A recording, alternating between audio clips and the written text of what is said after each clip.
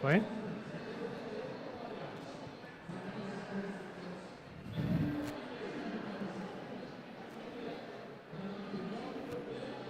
Pode começar? Alô, alô. Bom, vamos começar aqui então. Boa tarde para todo mundo.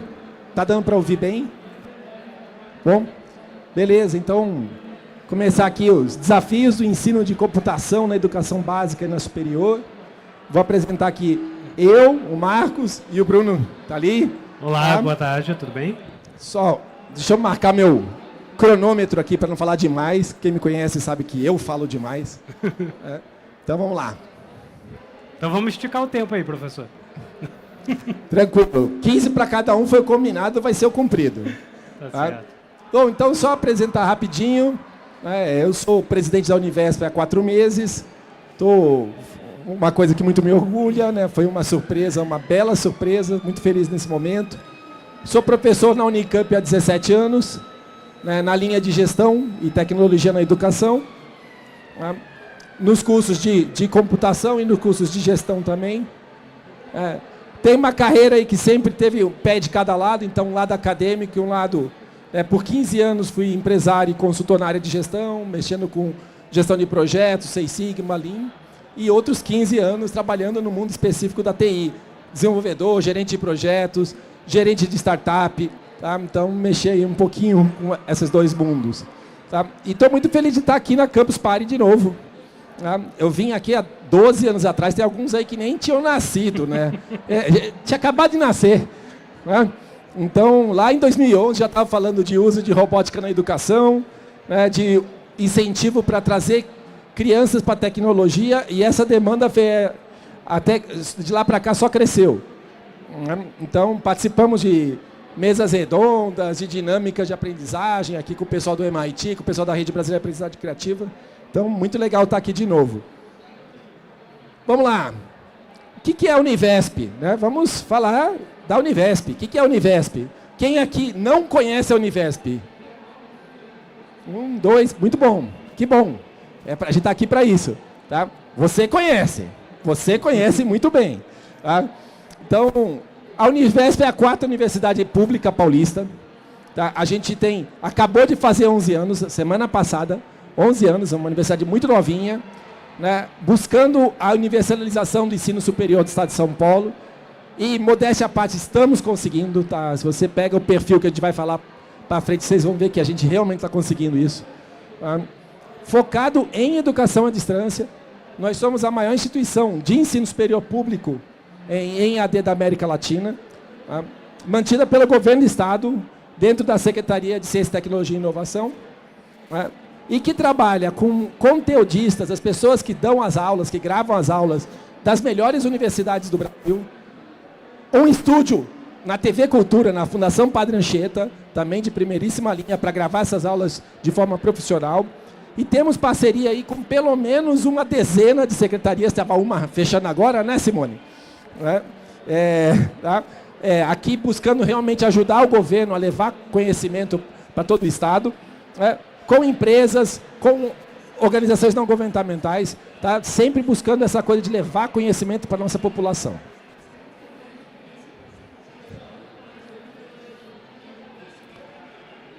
A Univesp, ela é totalmente virtual, as aulas são totalmente à distância. Na hora que quiser, você pode fazer, mas até por força da lei, tá? Pelo menos as provas têm que ser feitas de forma presencial. E aí a gente tem, né, uma coisa incrível, que são 424 polos no estado de São Paulo. Tá? Então, em 424 lugares diferentes do estado de São Paulo, os nossos alunos podem ir lá para fazer provas, pode ir lá para pedir apoio, pode ir lá para usar a internet se em casa não estiver funcionando. Tá? Então, em 370 municípios, todos esses municípios em verde aí, tá, são municípios onde tem polo. Tá? A gente cobre com esses polos mais de 93% da população do estado de São Paulo. E esse ano estamos trabalhando para completar ainda mais esse mapa. Se alguém aqui conhece alguma cidade que ainda não tem polo, por favor, peça para nos contactar. Tá? A Univesp não cobra nada do município. O município simplesmente tem que disponibilizar uma sala com uma certa infraestrutura, computador, internet, e ele vai formar pessoas em nível superior lá no município, tá? De forma totalmente gratuita. Como somos de alunos? A gente hoje, nesse momento, a gente está com mais de 75 mil alunos de graduação. Tá? Além desses 75 que ainda estão com a gente, já 11 mil já são formados, tá? Em graduação e 4 mil em especializações. A gente, nesse vestibular desse ano, a gente teve quase 100 mil inscritos. Tá? Então, e o número fresquinho que não está ali, mas eu posso falar, das 25.350 vagas, a gente não conseguiu completar 72. Tá? Todas as outras foram preenchidas. Tá? Isso é recorde. Pode procurar em qualquer outra universidade. Não tem. Tá? Não tem. A gente completa todas as nossas vagas. Acabou de completar. Tá? E se a gente olhar aqui o perfil, né? Bom, primeiro os cursos. Estamos aqui, não é à toa, né? Computação é uma das nossas 3 frentes. Eu falo um pouquinho, puxando a linha para minha sardinha, que eu sou de computação. Né? 3 cursos muito bons, ciência de dados, engenharia de computação, tecnologia de informação. Temos cursos na área de licenciatura, pedagogia, letras e matemática. E cursos na área de negócios e produção, administração, engenharia de produção e processos gerenciais. E os nossos alunos, isso aqui é uma das coisas que mais nos orgulham, gente. A gente chega onde quase ninguém consegue chegar. Realmente a população mais simples desse estado. Tá? Então a gente está falando de 72% de alunos que não conseguiram fazer a graduação lá no início, ou que querem fazer uma nova, mais de 30 anos de idade estudando com a gente. 86% cursaram em escola pública. Na verdade, no vestibular deste ano, 92% estudaram em escolas gratuitas. Públicas ou bolsas, ou alguma forma. 92% dos nossos alunos fizeram escolas gratuitas. Tá? 80% pertence à primeira geração de estudantes, ou seja, não tem pai, não tem avós com nível superior. Tá? PPIs, 37%. No vestibular desse ano foi 49%. Tá? A maioria dos nossos alunos trabalham, metade a metade, mulher e homem. Tá? Inclusão a gente tem por aqui. Tá? Isso eu posso falar com todo orgulho. Tá?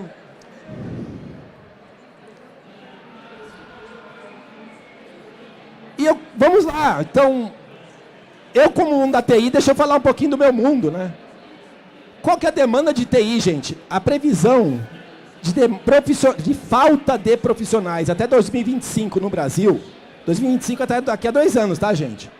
É 500 mil profissionais.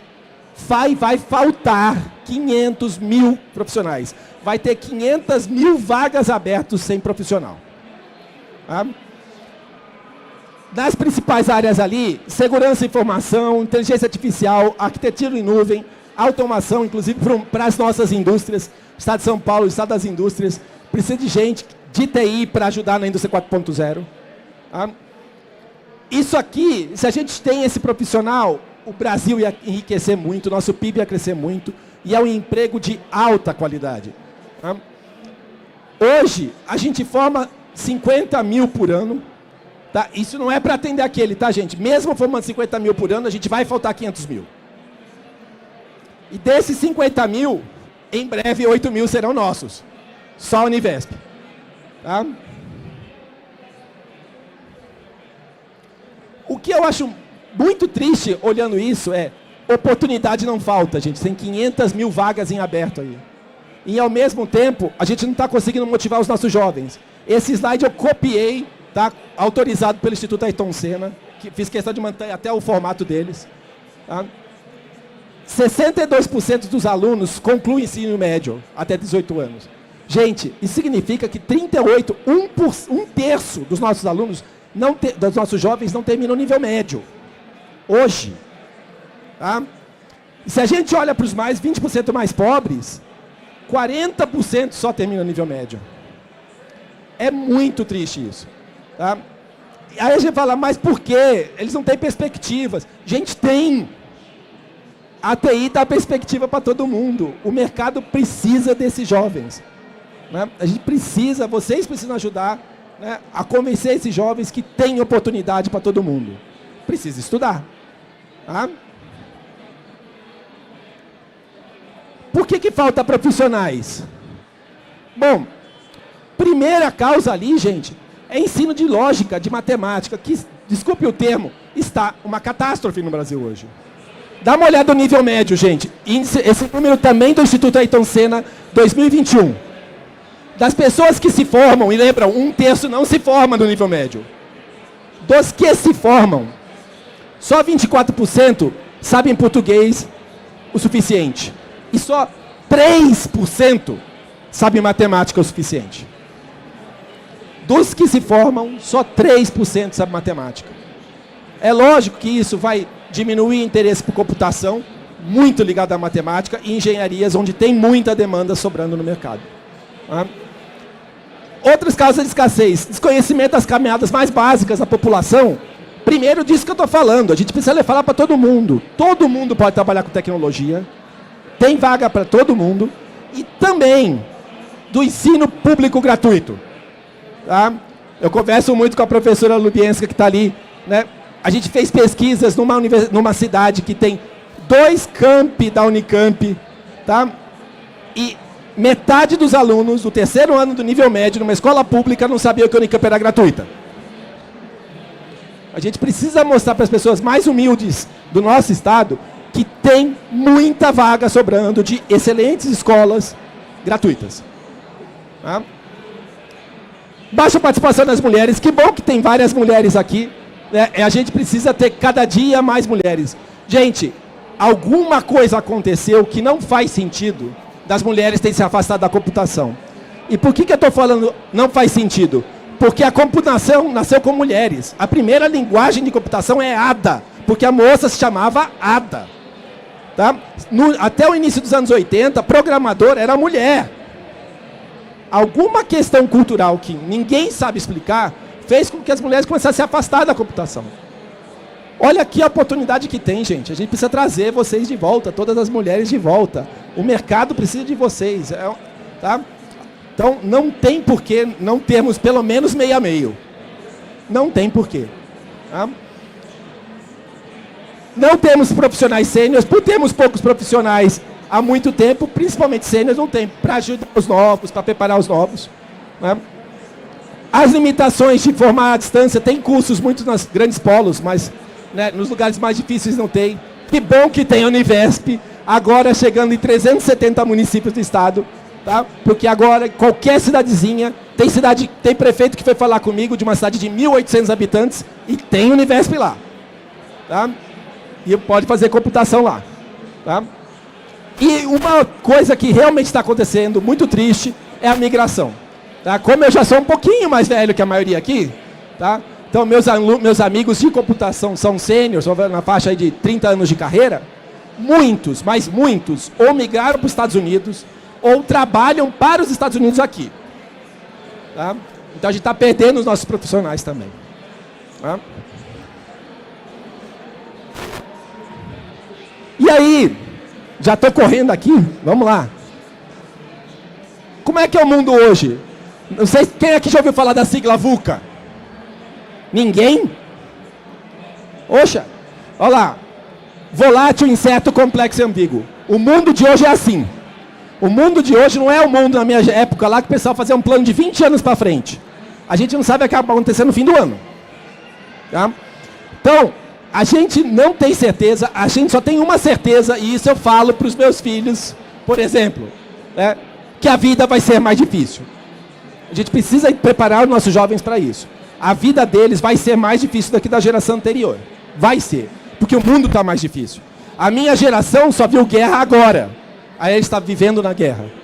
Tá? Só para começar um exemplo. Né? A tecnologia veio para mudar tudo. A indústria está ficando 100% automatizada. Né? Vocês todos estão ouvindo falar tanto chat GPT. Né? E, gente, isso é só uma pontinha de um iceberg enorme, né, de coisas que quem acompanha a computação sabe que já estava acontecendo. Tá? Então, ele veio para ficar e veio para mudar a vida de todo mundo. Ou a gente se adapta e aproveita, ou a gente vai ser substituído por ele. É a escolha que a gente tem na vida. Tá? A gente tem analytics, saber usar bem os dados, a gente tem a Big Data para ver o que está acontecendo e conseguir analisar. Tá? A gente tem muita informação, mas muita informação que muda o tempo todo. Portanto, eu quero todo mundo que não estudou aqui ainda fazendo o Univesp, mas estejam certos disso. Vocês vão formar amanhã num curso de excelência e no dia seguinte vocês vão ter que começar a estudar. Porque ou você estuda sempre ou você sai do mercado muito rápido. É o que a gente chama de lifelong learning. Tá? Então, aquela coisa, mas eu gosto de serviço mais burocrático. Gente, isso vai ser extinto em pouco tempo. Tá? Qualquer coisa que não precise usar criatividade, o ser humano vai ser colocado de lado. Então é melhor a gente começar a aprender a usar isso aqui. Ó. Mão de obra não existe mais. As empresas precisam de cérebro de obra. Mão de obra, a IA faz sozinha. Tá?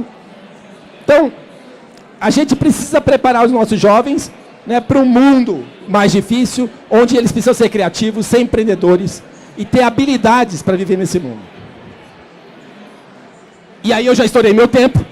Eu vou só mais um minutinho rápido. Então, gente, eu vou deixar isso aqui, depois a gente divulga. Mas os nossos jovens entenderam o seguinte: não basta saber programar para ser um bom professor de TI. Não basta saber dar aula para ser uma boa professora de pedagogia. Vocês precisam desenvolver as habilidades. Aquelas habilidades é muito importante. Tá? Vocês precisam ter essas competências aqui. A escola, e aí era o tema, né? Cheguei no desafio agora, tá? A escola, que era o tema aqui, o desafio da ensinar a computação é entender que não é só ensinar programação. Eu tenho que preparar o nosso jovem para isso aqui, ó. Para essa realidade aqui. Tá? Então não é ser técnico, porque aquele perfil, sabe, aquele nerdão que não sai do computador, que mal fala com as pessoas, não tem mais espaço no mercado. As empresas não precisam desse cara. Tá? Então, a gente, não vou pular rapidinho aqui, tá? A gente precisa pensar nisso. Ó. Isso aqui é uma aula que eu dei na Unicamp, onde eu tive que expulsar os alunos da aula. Porque acabou a aula e eles quiseram continuar. Tá? Porque a gente deu uma aula diferente. Tá? Eu dava desafio para eles, dava um robô, falei, faz isso aqui acontecer. E de repente eu tinha uma aula que eu tinha 10 alunos matriculados, eu olhei na sala, tinha 20 alunos dentro da sala. Eu falei, ué, o que vocês estão fazendo aqui? Quero brincar também. Eles não estavam brincando, eles estavam aprendendo muito. Tá? A gente precisa preparar as nossas escolas para ser o exemplo que tem aqui, né? A Intel, que é minha vizinha ali da Univesp, tá? Preparando não só em ter conhecimento, mas conhecimento técnico, habilidade e competência e em negócios. Todo mundo precisa entender do mercado, entender, né? Pô. E a gente precisa saber que tecnologia não é meta, é ferramenta. A tecnologia tem que servir para isso aqui, ó. Desculpa a infâmia, mas é que eu não resisto. Tá? O que significa isso aqui? Quem que entende essa figura aqui? Foca no problema. Tá? Então, não é a tecnologia, foca no problema. Ok? E aí eu só queria fechar. Desculpa, Bruno, roubar o seu tempo um pouquinho. Mas só fechar uma merchan, né? Tem que fazer o nosso merchan. Eu estou aqui para isso. Tá? Ciências e dados, engenharia de computação, tecnologia e informação, a gente tem. A gente tem ensino público, gratuito e qualidade. Currículos são modernos, a integração com o mercado é forte, a gente está reforçando ainda mais. A quantidade de empresa, pessoal, que procura a gente para dar curso de graça para os nossos alunos, para dar estágio para os nossos alunos, vocês não têm ideia.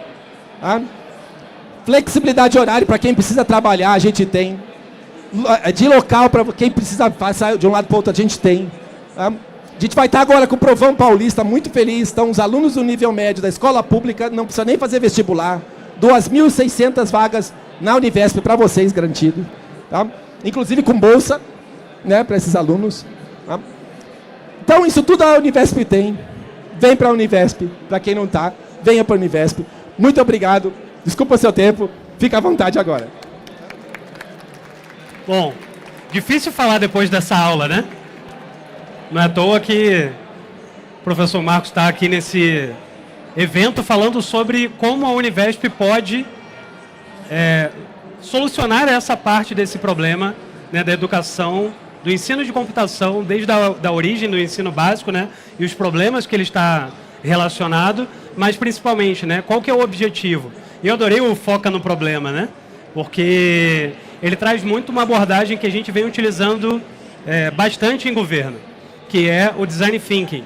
Então, quando você olha para o governo, e hoje eu estou aqui representando a Secretaria de Gestão e Governo Digital, a gente entra e olha para o governo como uma burocracia ainda, como um lugar que eu deveria evitar ir.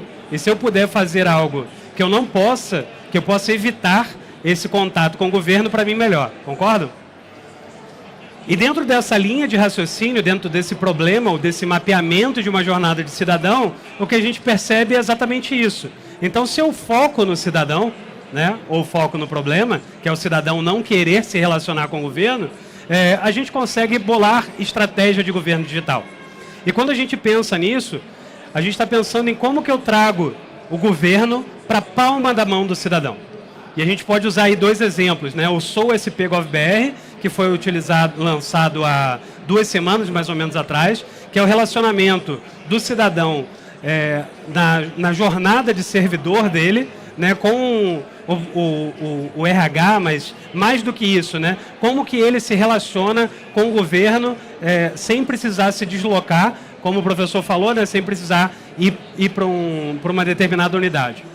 E mais interessante, né, a gente está no desenvolvimento, queria agradecer a presença da Thaís, que é responsável lá também pela implementação do SP GovBR, que na verdade vai ser esse governo, tudo aquilo que você precisa ali de relacionamento com o governo na palma da sua mão. Então imagina que você precisa, sei lá, atualizar um documento, você tem um requerimento. Você precisa fazer qualquer tipo de situação que você dependa do governo, você vai ter esse acesso na palma da sua mão. E como que isso muda? Como que isso conecta com o ensino da computação? A gente está falando de um governo que está há algumas décadas funcionando da mesma forma. E a gente precisa preparar um governo do futuro. O governo que vai atender esses cidadãos que estão sendo formados agora. Que hoje, quando eles pensam em pedir uma comida, como que eles fazem? Quando você quer assistir um filme, quando você quer ouvir uma música. Então o governo também precisa estar acessível. Ele precisa estar disponível para qualquer cidadão.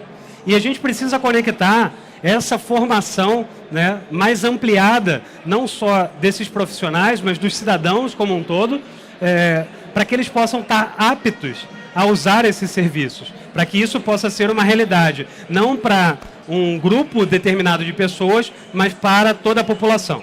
E é isso que o governo do estado vem fazendo, né? E a Univesp é uma parceira nesse processo de formação de pessoas, né, que têm essa capacidade de não só desenvolver código, né, de programa, né, mas sim de enxergar soluções para problemas. Então esse é, talvez, o principal ecossistema que a gente está envolvido aqui numa Campus Party, né? Eu até acabei me perdendo dentro da campus, um pouco antes aqui do horário da palestra, justamente porque você começa a visitar cada um desses estandes, né? Dessas mesas que as pessoas estão ali, né? Colocando a sua criatividade para fora. E por que isso é interessante? Como o professor Marcos falou, você pega ali numa aula em que você engaja o seu aluno, você tem um diferencial. E é dessa forma que a gente precisa levar não só a educação, mas o governo, a cidadania, né, para o cidadão paulista. O governo de São Paulo está atrasado em relação a outros estados, e aí o que a gente vê, né, hoje é uma corrida contra o tempo para que a gente possa entregar a cada dia soluções mais inovadoras. E não inovadoras do tipo pirotécnica, mas daquelas que resolvem problemas. E quando a gente fala disso, né, são diversas soluções que a gente está olhando para poder entregar, né? Então são 28 secretarias e diversos outros órgãos de governo, entre elas a Secretaria de Ciência, Tecnologia e Inovação, né? E como que a gente pode inovar e entregar cada vez mais solução de uma maneira que o cidadão ele não precise se deslocar, de uma maneira que o cidadão, né, como foi o exemplo aqui dos polos, né? São Paulo com esse contingente populacional, né, e com essa vastidão territorial, é interessante que são vários cenários dentro do mesmo estado, né? Um estado que tem um tamanho de diversos países. Então é interessante a gente lidar olhando para a natureza desses problemas e propondo essa transformação digital. É muito interessante porque eu estava conversando há pouco com a Thaís, né, que é minha colega lá de implementação, E hoje o nosso portfólio de soluções, né, aquilo que a gente está desenvolvendo, daquilo que a gente chama de governo digital, ele está para além da tecnologia. Porque a gente não olha só para o desenvolvimento de um novo produto, de um novo aplicativo ou de um novo portal. A gente está olhando para o problema. A gente está olhando, de repente, para um regulamento que está defasado e que para que eu possa promover essa solução, eu preciso, de repente, derrubar algumas barreiras. A gente tem colegas lá que estão falando hoje, né, desenvolvendo soluções de hiperautomação.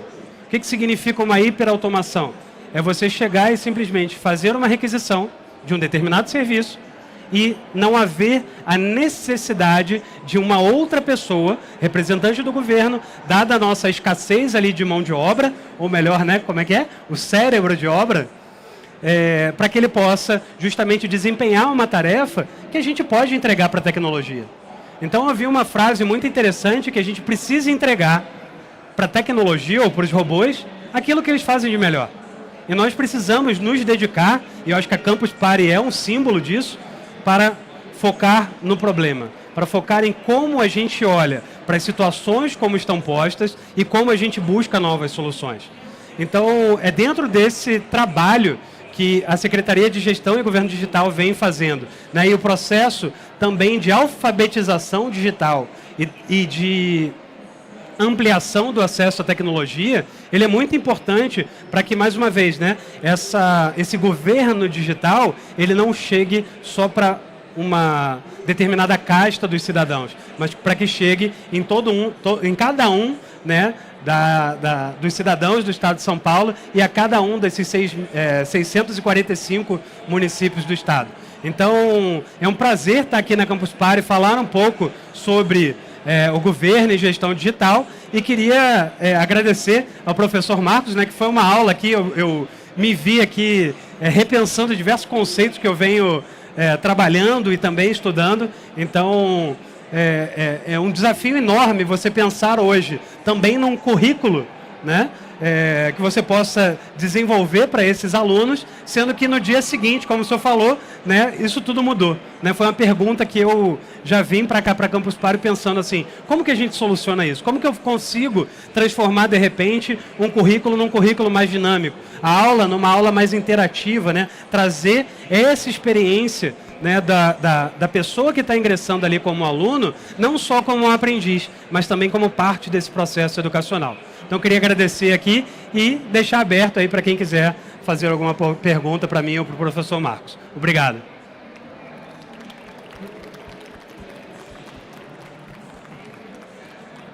Professor. Professor. Marcos? Não?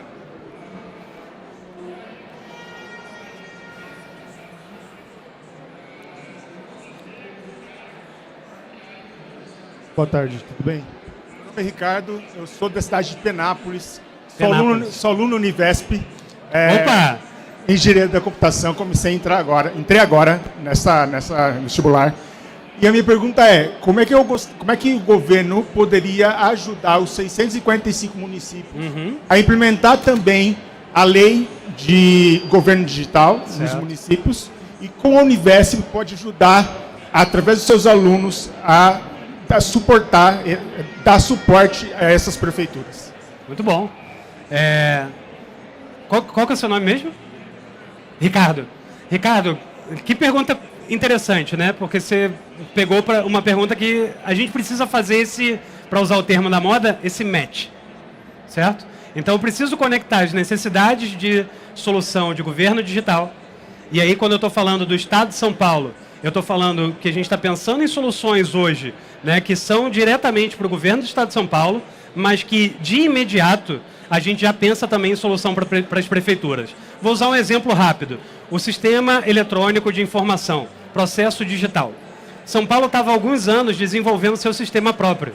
E o Tribunal Regional Federal da 4ª região, né, da região sul, ele já tinha desenvolvido uma tecnologia em open source, né, em código aberto, que já estava sendo amplamente utilizado pelo governo federal. Em pouco menos de 3 meses, agora a gente já completa 6, todos os órgãos, né, diretos do Estado de São Paulo já estão utilizando, e também diversos órgãos da administração indireta. Próximo passo, a gente já está com 100 cidades. Então isso significa que a mesma solução que a gente pensou para o Estado de São Paulo, ela já está disponível a custo zero para todas as prefeituras, mediante adesão. Então esse é um processo em pensar não na solução de um problema isolado, mas de um problema de uma maneira que engloba também as prefeituras. Porque o cidadão, ele não é um cidadão que ele vive no Estado, ele é um cidadão que ele vive na prefeitura, ele é um cidadão que ele vive na cidade. Então, eu acho que a gente precisa também buscar parcerias, né, junto à Univesp, por exemplo, para que a gente possa ter também esse processo de introdução dessas tecnologias, não só no governo do Estado, mas também nas prefeituras, com base nos cérebros de obra formados pela universidade. Professor. Muito bom, obrigado pela pergunta, parabéns, bem-vindo. Eu sou engenheiro de computação, então, muito bom. Só responder, encerrou ali, mas deixa eu responder essa pergunta, tá? Eu vou deixar ele bravo e vou deixar a Simone brava, porque eu adoro falar coisas que depois ela tem que correr atrás para resolver, tá? Então é o seguinte, eu ia falar isso com você, mas a pergunta veio exatamente assim. Do meio do curso para lá, todos os nossos alunos têm que fazer atividades práticas. É o que a gente chama de projeto integrador. E a gente está colocando, né, uma demanda muito forte nossa lá, que a gente tem que fazer essas atividades práticas serem práticas mesmo, práticas úteis para a sociedade. Então, esse semestre começa, tá? Os alunos de pedagogia e licenciaturas, a atividade prática dele vai ser fazer um audiolivro para as crianças, tá? Poder ouvir. Então, a gente vai passar por todos os livros da rede pública e vai gerar audiolivros para todos eles. Quem vai gerar? Os nossos alunos. Muito bom. Tá? O que eu ia falar com ele é justamente isso. A gente tem que pensar um projeto integrador para nossos alunos da computação, hackathons, coisas que a gente possa fazer para resolver problemas que vocês têm hoje. Perfeito. Né? Porque assim, são alunos, mas a gente trabalha tudo no atacado, né? Então a gente está falando de projeto integrador, a gente fala de 1000 projetos integradores. Certamente nesses 1000 vai sair alguma solução legal para o Estado. E a gente está trabalhando com isso, tá, gente? A gente tem hoje, no mínimo, 10 secretarias trabalhando junto com a gente. No mínimo, tá? 11ª? Só puxar o desafio, tá? Aceita o desafio. A questão burocrática a gente resolve depois. Mas vocês vão ver, em breve, então, a parceria da Secretaria de Governo Digital, de Gestão e Governo Digital, com a Unifesp, para que a gente possa trazer os alunos, né, dentro desse processo de estágio, para trabalhar nos desafios, não só do governo do Estado de São Paulo, mas também aquelas prefeituras que quiserem aderir, né, mediante o protocolo. Sei lá como é que a gente vai fazer isso, mas a gente resolve. E a gente vai trazer essa solução do problema que o Ricardo trouxe. Bom, o tempo terminou. Obrigado a todo mundo. Eu queria fazer um convite aqui só. A gente vai estar lá no stand da SCTI, da Secretaria de Ciência, Tecnologia e Inovação. Eu vou ficar lá, então quem quiser bater um papo, né, estou indo para lá também. Fique à vontade. Tá? Então, muito obrigado. Obrigado. Obrigado, pessoal. Pode tirar?